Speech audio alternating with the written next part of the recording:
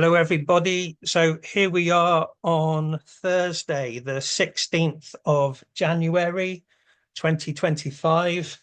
And today is the day that the sun transitions from the days of the birch tree and Ellen of the Ways into the days of the rowan tree. And the rowan tree, sacred to the goddess Bridget, will take us up to the moment of Imbolc. These days in the Gregorian calendar, the 1st of February is a national holiday now in Ireland, St. Bridget's Day. But the exact cross-quarter moment between winter solstice and spring equinox this year lands on the 3rd of February. That's the solar Imbolc, if you like. But most people observe 1st of February, Bridget's Day, as Imbolc. Of course, these seasons can span over a few days as well. So the 3rd of Imbolc, 3rd of February, is the transition from Rowan into the older tree. And on that day, we'll be focusing primarily on the goddess Bridget. So today, we're going to be talking about the first of the Grove cards. So shortly to be released, hopefully by the end of January, is the Owen Grove Oracle deck. And that's giving us a topic of study for each of these Zoom sessions. This was planned last year, and it's taking a bit longer than expected to get the publication done of the deck. So when we did the birch tree recently, we did an overview of the first ACMA. And now today for the Rowan, we're going to look at the first Grove card. And I'm going to bring up a picture of it to show you.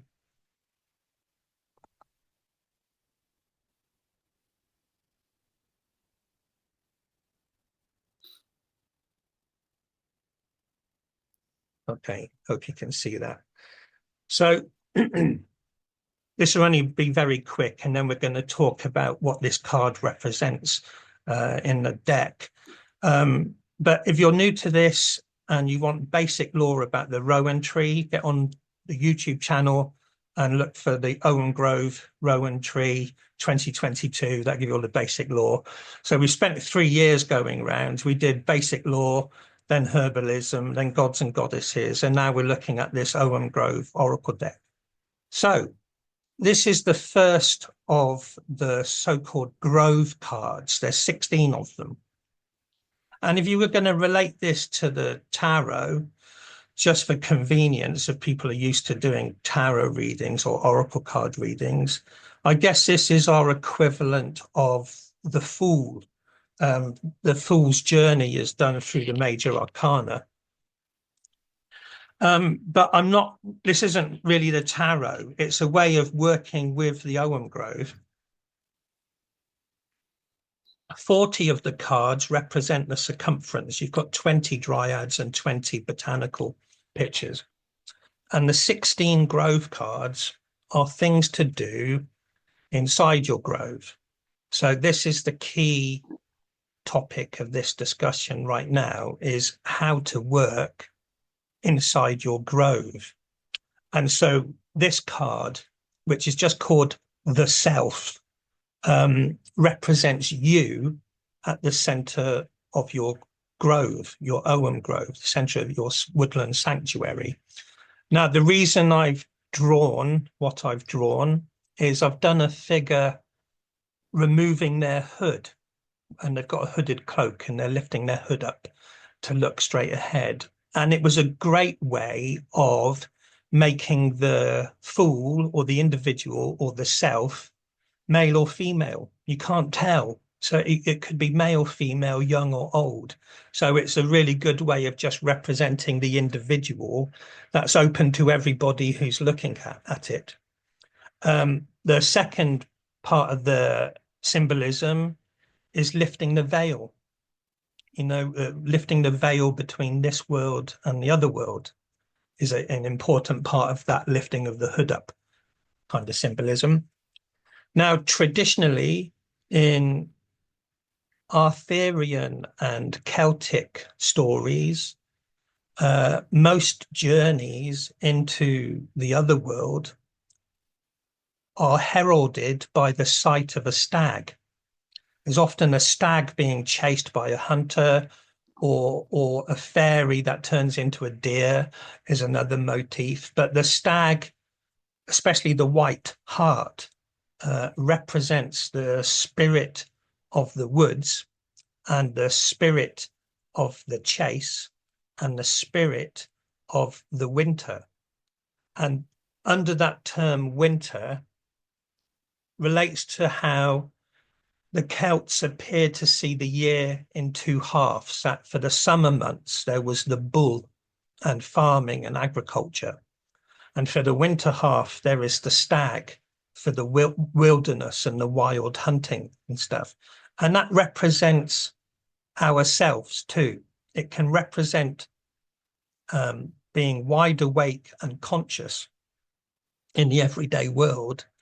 And then the stag and following the stag can also represent going into the dream world, going into a shamanic vision, chasing the stag into the other world to see what magical apparitions appear, and so on. So I'm going to put that away now. Mainly, this card represents the self being called to the other world to go on a journey. And that, of course, will begin by whatever you do in the center of your grove. So I'll shut that down so we can have a conversation about it. So the topic of this conversation then is quite heavy, quite deep, really. And I'll put some ideas out there. I'm just getting rid of this participants thing. Okay, yeah. So wherever you go, there you are. I've often given workshops on like shamanic drumming. I did that for a long time, from about 2008 onwards. And the point of doing a shamanic drumming thing would be to have a shamanic journey and see some imagery, get some visionary inspiration. And quite common with new people, I had people say, well, how do I know if what I see is real or my imagination? And yes, it's your imagination. Well, what do you think your imagination is? You know, people are so divorced from it, you know, but you're meant to use your imagination to create music, to create poetry, to create artwork, to initiate a vision. You know, the imagination is the bridge into what's going to unfold in your dream vision, shamanic vision. Your psyche can only talk to you through your imagination. So first of all, there's a learning to trust in that process. There's nothing to be gained by bullshitting yourself, you know, so you wouldn't do that anyway. Why would you? You know, you follow your imagination, and then there comes a point where the story takes over, and that's when the interesting stuff happens, you know. So learn to use your imagination first of all. It allows your other world to talk to you.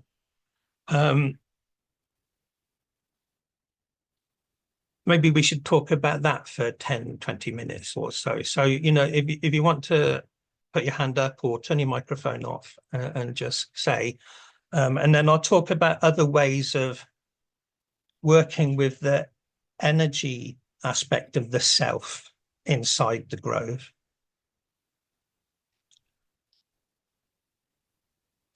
Rosemary. Yeah, and so because of making the essences, I think in the essences, and it's interesting because the deer that I made is to do with the still point in between the notes. And it's in that still point that the creation takes place. And then you said about the fool taking us forward. I don't really know tarot, but the Fool taking us forward and challenging us to go forward, and go through the veil, that would be Dragonfly. And I know the Toltec have the hummingbird. Well, we don't have hummingbirds here, but our version is the Dragonfly. And the Dragonfly takes you through the veil. So I just wanted to share that. So it's like going within and then going through the veil to actually go into that place of creation from that still point. Mhm. Yeah, that's all. Joey? Yes. Hello. I loved listening to you talk about learning to use our imagination. It reminded me of Jung writing his red book and delving into his active imagination and coming up with um, the archetypes and the collective unconscious. And at the same time he was writing that red book, Tolkien was writing a red book, and that turned into Lord of the Rings. And both of them were doing a deep dive into their imagination, and look what happened. Yeah. Yeah, definitely. It's Vicky? very inspiring. Thank you. Yeah.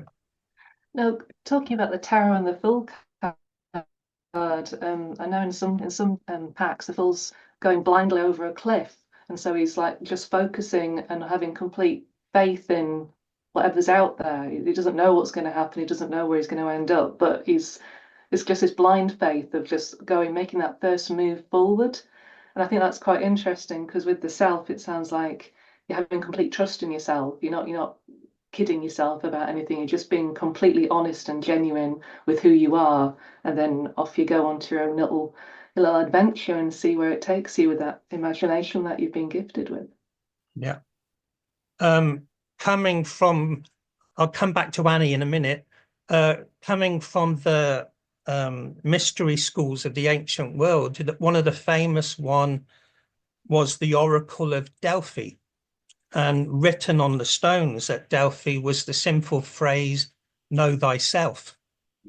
Yeah. So any progress you make on a spiritual journey has to begin from knowing yourself, and a lot of people are learning themselves, getting to know themselves, figuring out where they fit in the world and all of that kind of thing. So that's a big journey. And I read a quote recently by David Bowie before he passed away, and it was about getting older. And he said, getting older is the amazing process where you keep becoming the person you should have been, and it's a really interesting insight. So the self is a big topic, and a lot of things get in the way of learning. So this isn't a judgment on anybody. We all have life's roller coaster, but things are going to change your awareness of self, like alcohol, like drugs, like antidepressants. I'm not saying any of those things are wrong. They're just lifestyle things, but they're going to give you a filter through which you're trying to understand yourself, So it's a very complicated thing, and it's a life journey, really. Annie? Yes, so what you just said takes me to a comment.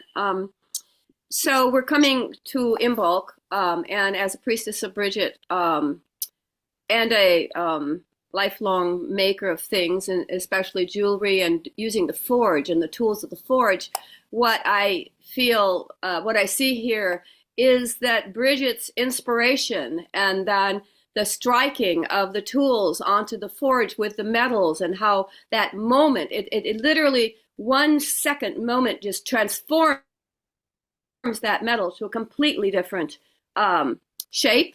And so we are shaping ourselves at the forge of Bridget is a seasonal tool I use and in this time to take that inspiration into manifestation. And so I would think that it's very powerful that Bridget is at this exact time of year as the goddess of this grove moment. And so teaching us who we are by how we transform with each, how we shape ourselves as we would on a forge. So it's really powerful for me to visualize it through that symbology.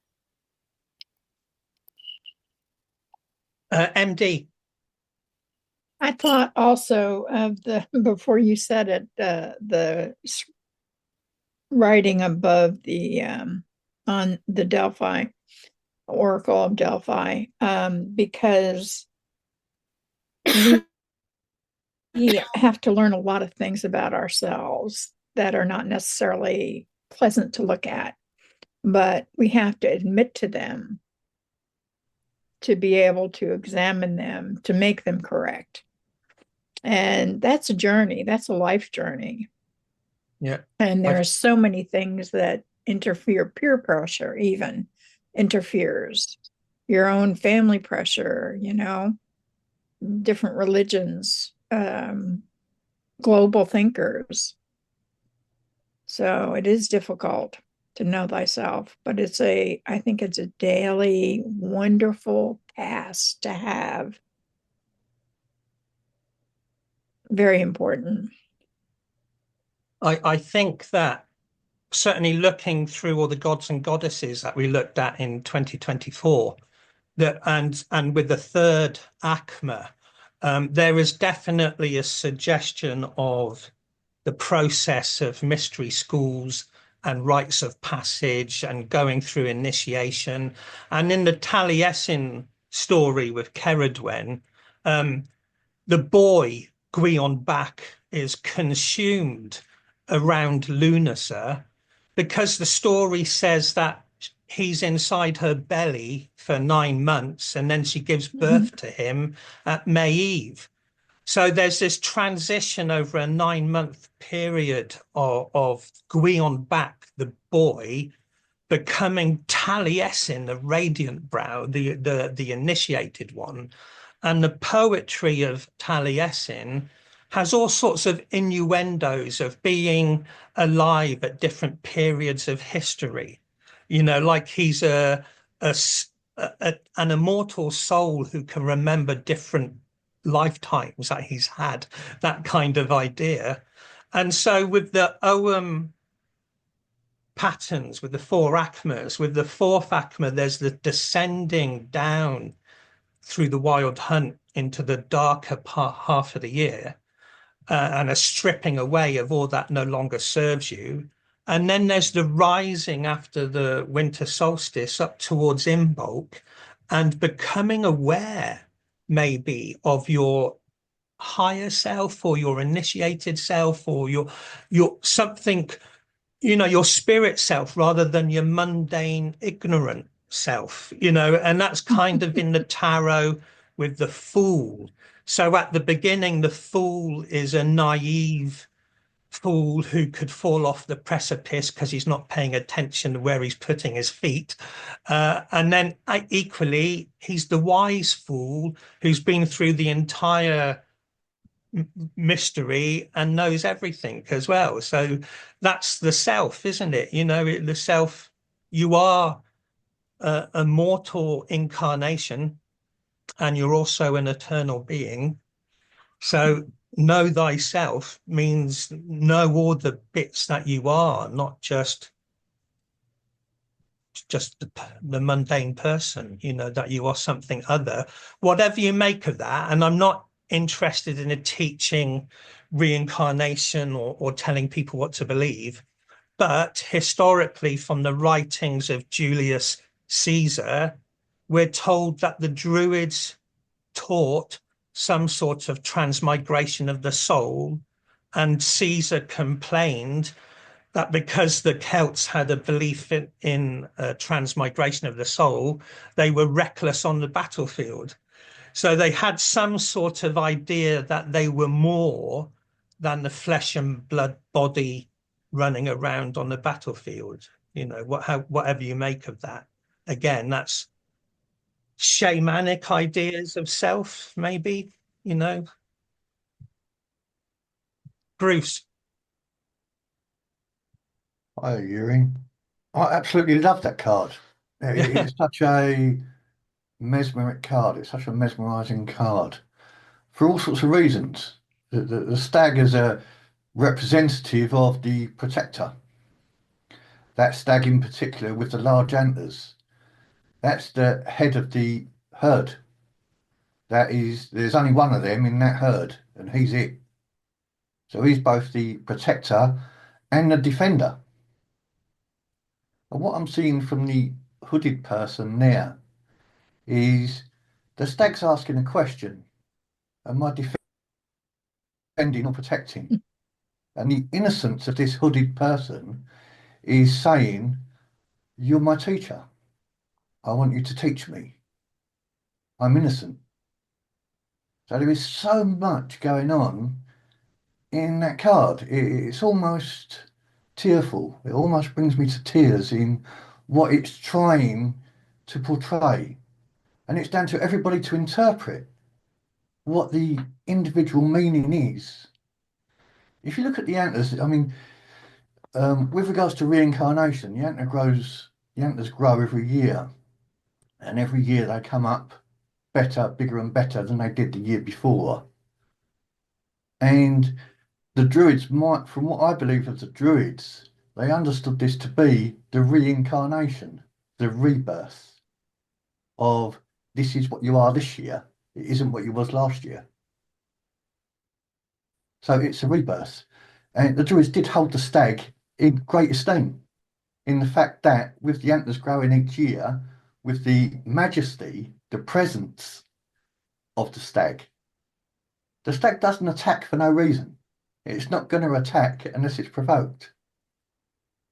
So it's just such a magisterial card. It's such an amazing card if you look at the significance of the stag and the person revealing themselves. How does that person reveal themselves depends on how that stag is going to interpret it. It's a truly amazing. I could go on forever about the card. The fact you've also got Ivy in there. The Ivy with Rowan. An amazing significance there. The Ivy is the Olympian. It will overcome all obstacles. It will defeat all obstacles. It doesn't take anything from source. People believe that the Ivy is a destroyer. It isn't. It's an Olympian. It will attach to the source and it will overcome the source just through sheer mass, just through the leaves shielding the light, stopping the light from getting through. And it will overcome all obstacles and will sort of supersede all obstacles. That card is just absolutely amazing. It's perfect. Thank you. I'll talk about the Ivy in a little while because it was deliberate, definitely. Andy.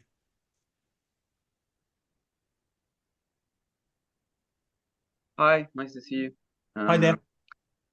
Yeah, I was going to say I've heard that a possible other translation of "Know Thyself" was "Know Your Place." Know your place. Yeah, which has quite a different energy to it, but also it does kind of hit something with if you seen yourself as a reincarnating soul as well. Know your place, and yeah, I guess that thing of it also has a lot of power to it. Know your place, because it's like you can see it as a bit of a put down, but actually it's also very powerful to know your place, being in the border between the imaginal and the outside world as well. And that's the role that the kind of fool is taking, is like, I guess, somewhere in between. I relate that to the three cauldrons, which is something I wanted to talk about in this session. The three cauldrons is a methodology of working with the energy of the body, and it's Irish in origin, goes back to a manuscript that was found in Ireland in the 14th century, from the 14th century, and theoretically it's older poetic mysticism from Ireland, but the document that was found dated to the 14th century. Now, there's not a lot there, but it's enough to get a grasp on some of these psychic, mystical awareness of the body. Now, we have done videos on this, and I'll put them on Facebook tomorrow. But if you go on the Owen Grove YouTube channel, there's a video called The Three Cauldrons Overview. And that gives you the basic information about it all. And then also did a video for each cauldron. So there's one just for the upper cauldron, the middle cauldron, and the lower cauldron. So there's over 4 hours of videos there to look at. Now, simplistically, energetically, the well-being of your upper cauldron, which is your head and your brain and your pineal gland and your imagination, that aspect of self, the well-being of that depends upon the well-being of your middle cauldron. And your middle cauldron, the well-being of that depends on the lower cauldron, and all the cauldrons depend upon each other. Go and look at the 4 hours. But here's the thing, the nature of the middle cauldron, which is your heart center. In English, it translates from Irish into the cauldron of vocation. Vocation.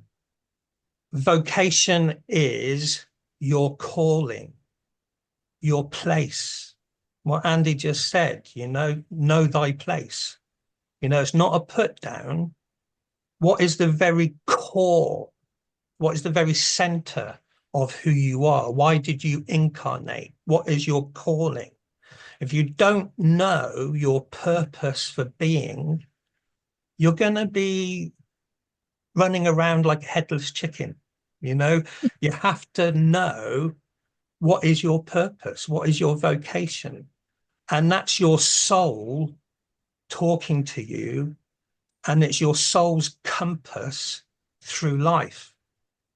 So you can only know what your purpose is and what your place is by going inward and having a dialogue with yourself, and unless knowing your heart.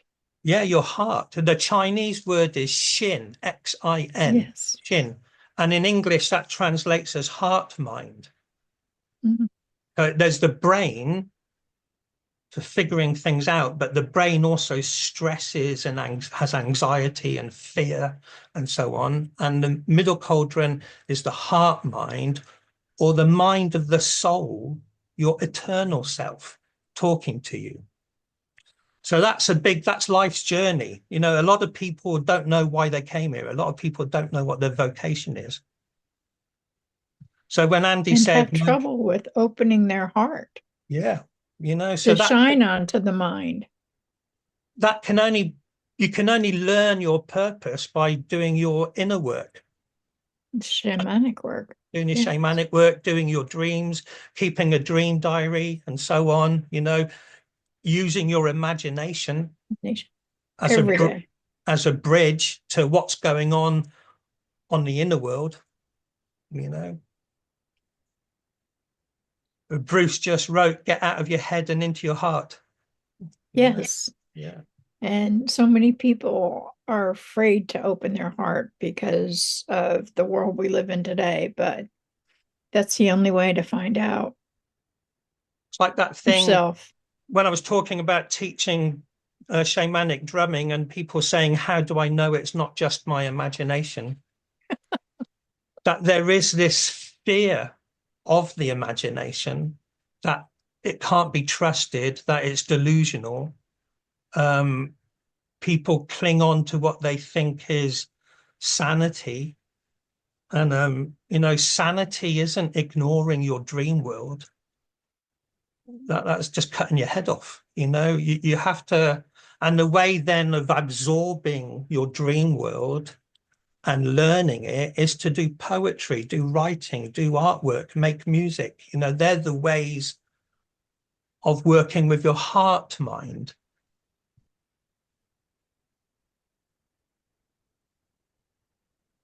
Manna, is your hand up? No, you're just doing a thumbs up. Rosemary? Just had a bit of a breakthrough. People say, I love it. People say to me, are you on your own, Rosemary? I say, no, just the three of us. I say, me, myself, and I. Well, that's the three cauldrons, isn't it? Me, myself, and I.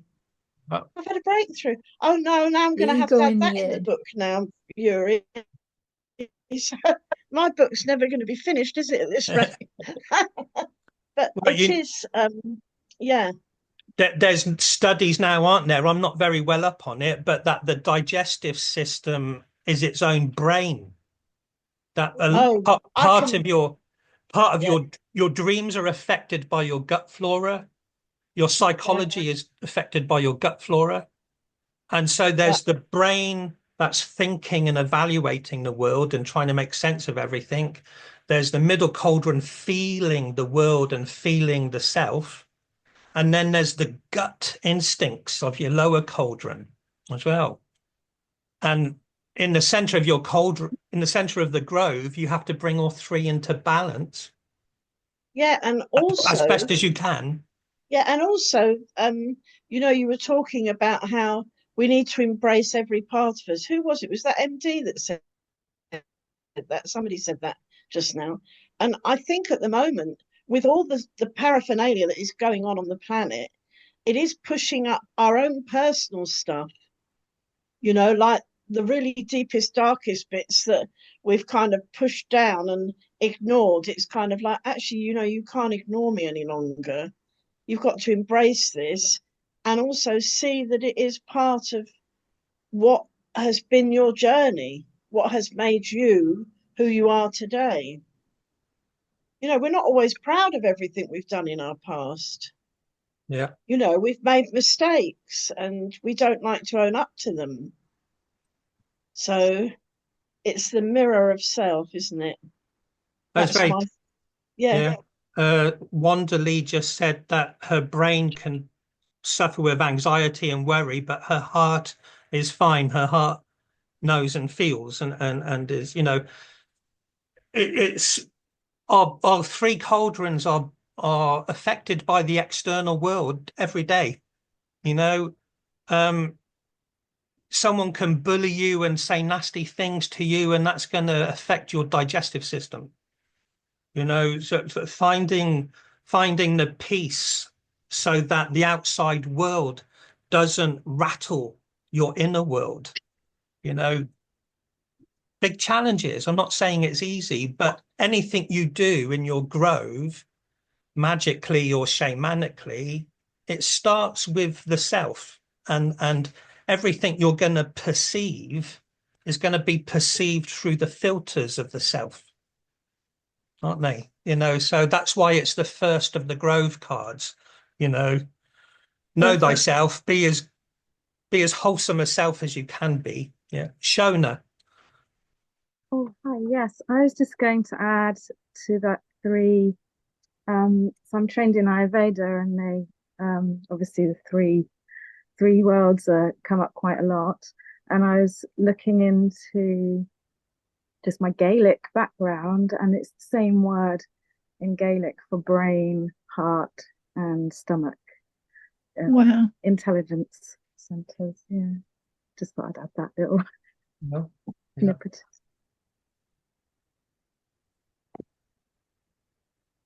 A couple of little things. I heard this years ago. Wherever you are on the planet, you're surrounded by a 360-degree horizon, wherever you are on the planet, even the North Pole. So symbolically, you're always at the center of your medicine wheel. I like that idea. Wherever you walk, you're always at the center point. And the artist, the sculptor called ROWAN, he did a famous sculpture called The Kiss. He said, all things spiral outwards from within. That's just a lovely perception from an artist as well, that everything that you create is coming through your center point. you know. So at the center of your grove, you can literally plug in, you know, to the mycelium below your feet, to the stars above your head, to all the trees around you, and you're always at the center of your medicine wheel, you know. Perfect. Yeah.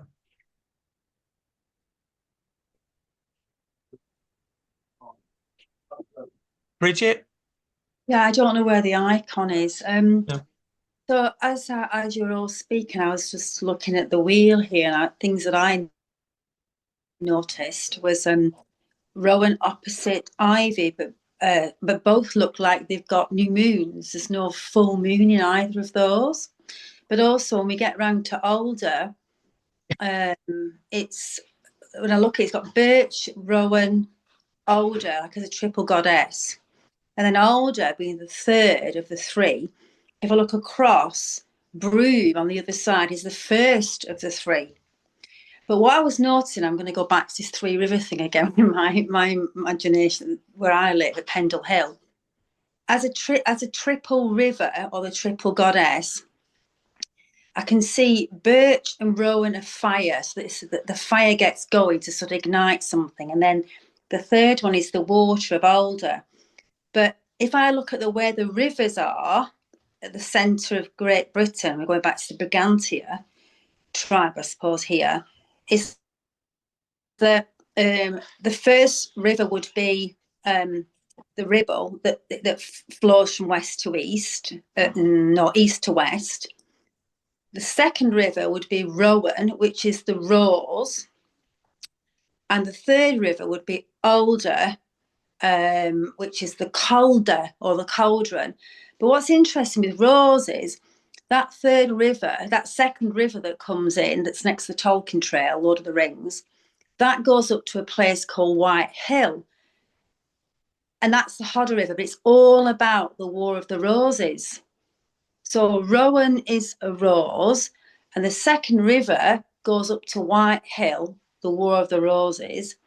And the third river, Alder, which is water, that comes from the Calder, but that comes from the omphalos of the divine centre, which is Worley, which is the womb of Pendle Hill. So it's like the birthing waters, which would be seen for some, as looking at some other people have recorded down, as that as being the divine feminine centre would, as far as I'm seeing it from what I'm looking at in my imagination, Alder would be the waters of the womb of Pendle Hill, but also the omphalos is there, it's a divine feminine centre, and Ellen runs straight through there as well. So we've got River 1 and 2 fire, and the third one is water. And then by that time, all three rivers then flow to the west. So you've got fire and water together as the magical input for that triple goddess. And as 1 and 2 river join, that you can actually see as they join a vortex. So going back to what Rosemary said about that stillness at the centre, but that stillness seems to be a vortex. Okay. But I thought it was really interesting how Rowan is a rose, and that is all linked to the War of the Roses. Yeah, Bridget, let me stop you there. Because I'm going off a tangent here, but I'm just trying to but some of the things you're talking about will actually make more sense in the next session when we're talking about Brigantia and the omphalos and stuff. Okay, right, okay. Yeah, so save some of that for that. But I will mention, the new moon, there's no full moon on this row at either side of the chart. It's all dark moon. Let's stop there. So the moon, when it's a new moon, the moon is with the sun. So a new moon is wherever the sun is. So if the sun's with the Rowan tree, the new moon would be with the Rowan tree. But what's interesting then is there's a polarity significance, a polarity magic, if you like, that each tree of the Ogham Grove has an opposite across the circle. So opposite Rowan is ivy. So there's a relationship between Rowan and ivy. Whenever the sun is in Rowan, the full moon will be in ivy. and when the sun's in ivy, the full moon would be in Rowan. And Bridget touched on the older trees, jumping ahead a little bit into the year, but directly opposite the older tree is Broom, and Broom is the middle cauldron. The constellation, the stars of Broom correspond with some constellation called Crater, the wine mixing cup. So that's also your middle cauldron. It's a bit on a tangent, but we'll get there when we get there. And at the moment with this first ACMA, we're rising up towards the spring equinox, which is all about the upper cauldron. And then we go round the year to Leo the lion, and that's the middle cauldron. And then we go further round to Sagittarius, and that's your lower cauldron. So the sun visits all three cauldrons in that way, but also the moon does when it's full moon and opposite. So they're like cogs inside a bigger cog sort of thing, because the moon is reflected sunlight and it represents different aspects of the mind. Talking of the mind, then coming back to what Bruce touched upon, the ivy in the picture of the self, the ivy on the tree. I decorated the trees with ivy deliberately because I call ivy the key to the woods. And there's a reason for that, which is a kind of herbalism, shamanic reason. But Bruce was quite right. A lot of people condemn ivy as a troublesome parasite, and it's not. Ivy will happily grow up a metal lamppost, a metal telegraph pole. It doesn't take life force from another thing. It doesn't take nutrients from another thing. It's not a parasite like mistletoe. Its mistletoe will root into the branch of an apple tree and suck the nutrients out of the apple tree. Ivy doesn't do that. Ivy just wants something to climb up, you know, and it can be a metal pole. It doesn't care. It's just wanting to climb. It's not actually taking anything from the tree. The reason people remove it is because it can make a young tree top heavy, and that tree can collapse because it's top heavy. But ivy is really important. It's evergreen nesting for birds. You know, the birds need it desperately in the wintertime. Now, ivy was combined with vine leaves for the Bacchanalian mystery schools and Dionysus, and ivy takes us up to Lunacy as well. And what ivy does is it's slightly mind altering. And I've tried it myself. It's not very pleasant. I wouldn't be quick to do it again. You don't swallow it because it's not good for your stomach. You'll be throwing up if you swallow it. But you just chew it like chewing tobacco. And the gums take the medicine to your brain. And so it's mildly mind altering in that way, if you want to do it. It tastes very bitter and very earthy and mushroomy. And if a bit goes down your throat, it burns a little bit. It's not so nice. And so you just walk around chewing it, and all your saliva goes bright green, and you spit it out because you don't want to swallow it. But it will make your brain change gear. It will you'll be a bit more childlike sort of thing. So that's why I call it key to the woods. If you needed that kind of shamanic help to get rid of the modern world and just change your frequency to sit with the trees, choose some ivy leaves if you need to do that. You know, that's kind of why I put it in there. Mother Elf. Yeah, one of the things with ivy as well is if you're looking for water, go find wherever the ivy is growing, because if you dig down, that's usually where there's lots of water. I was told that a lot, and is right. And then just on Saturday, because deer in the Mayan calendar, I'm a blue electric hand, which is representative of the deer, and so I absolutely love deer. But on Saturday night, I was coming back from Forest Row, and it was really dark and it was quite skiddy. and a bit misty.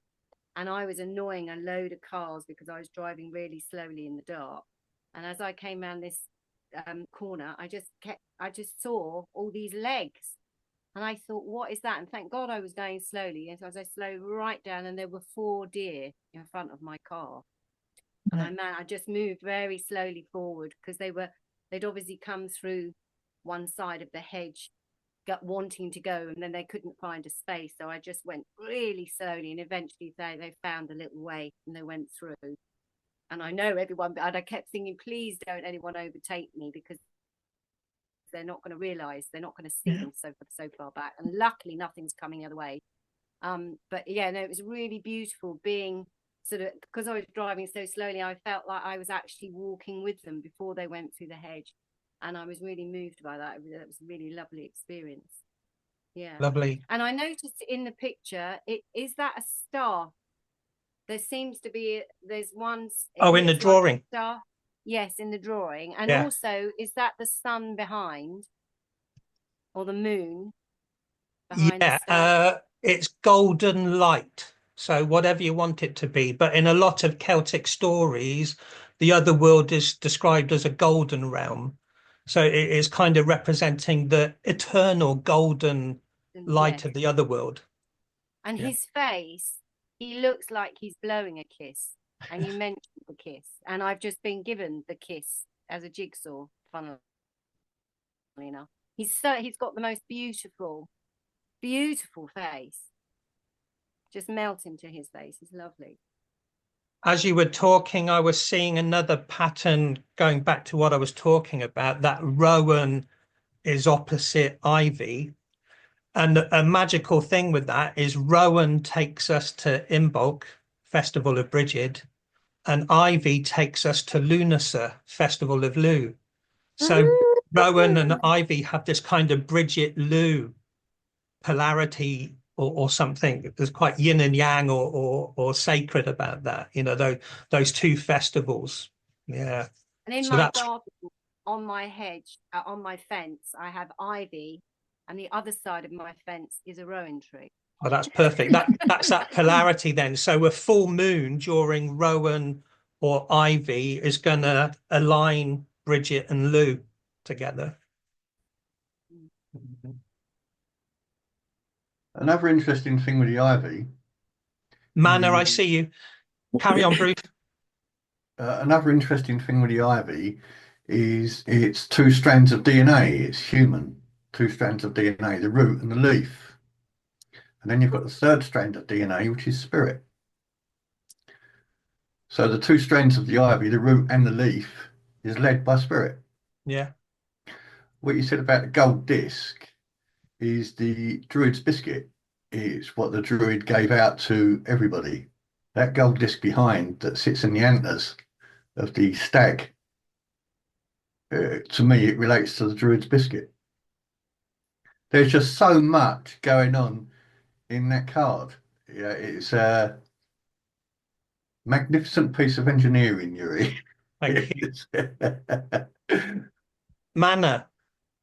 Just briefly, I was listening to your description of ivy, and I have quite a bit of ivy and vine, but ivy around my home, and I grew up with ivy growing up our fireplace chimney every year, and my mother would have someone come and remove it each year because it would put cracks through the bricks, but it would still return every year and cover the fireplace. And what I'm trying to say is that for me, it's not that it's destructive, it's that it's a breakthrough. It's like a breakthrough, and putting it together with Rowan, where we're starting to come out and we're starting to share our wisdom, like Rosemary speaks about and writes about in her post today about the Rowan, is that it gives us that strength to stand fast and to embrace ourselves and break through and allow all of ourselves, or all of the OM, to step through. And so that was a little bit of imagery that I had while you were talking, and I just wanted to share that. Yeah, and you're quite right. Ivy can destroy walls and buildings. My point was it wasn't parasitic to the tree it's climbing, Right. but it will destroy masonry, no problem. Yeah, and that's what's so amazing is that it It's has very this force strong. to break through cement or even metal. I have a vine coming through the part of my home, you know, which is cool, but it does not harm the trees and it does not harm nature. So I love that, you know, Yeah. that intelligence. Yeah, it's great. MD and then Annalisa. MD. I was just going to mention that part of an abutment that came off our house was covered in ivy, and it's very strong. It's one of the strongest plants I've ever seen because it sends out the tendrils, which break the cement, but it will take down that wall. It will eventually take it down. So it has to be groomed professionally. So it doesn't do that. Yeah. But that was all I was going to say. It's a very, very tough plant. Annalisa. Put your microphone on. Thank you. It's really interesting. I'm a bit zoomed out. I've been on Zoom meetings since 3 o'clock, and this one just ran in. Also get closer to your microphone. Oh, I don't know how to get much closer. I'm sitting. That's a bit better. Yeah. Hang on, mate. Huh? Hang on. Because you're quite quiet. Settings. One moment. Is that better? Much better. Yes. Yeah. Yeah, I've just turned the setting up. Yeah, because as I say, I've been in 2 meetings today. Well, I've been going since 3 o'clock basically, and I haven't stopped being in a Zoom meeting for 5 hours. Anyway, yeah, it's really interesting that you say about the ivy and about it being a breakthrough, because in what I'm involved in at the moment, I have just been experiencing a massive breakthrough. And up the side of the building, I live in social housing. I'm on a 1st floor. There's nobody above me. I'm like the top floor. And all up the side of the building, covering my bathroom window, is this ivy. And it's growing across the roof now. It's like it's trying to take over the whole of my flat. It's only my flat. There's nobody else. Well, the girl below, obviously, she's getting it going up, but she doesn't have a window that side. So it's not covering her window. And I have to kind of try and hack it away, because unfortunately the window only opens like that. And it's very difficult to hack the stuff away, you know, stop it covering the window over completely. But that feels to me like even the ivy that's in this wall here, though it's obviously ultimately is going to come down, so I'll be homeless. It feels so representative of where I am and what I've been going through this last 6 months. So yeah, It's that persistent strength of breaking through, yeah, isn't it? I just haven't given up, you know, just kept going. Which is great for the self card, you know, break on through to the other side, that kind of thing. Yeah. Sorry about the weird glasses. I can't stand all these screens and things after a while. I have to wear silly glasses. That's okay. Okay, so it's time I'm going to stop recording and we'll do our meditation to the rowan tree.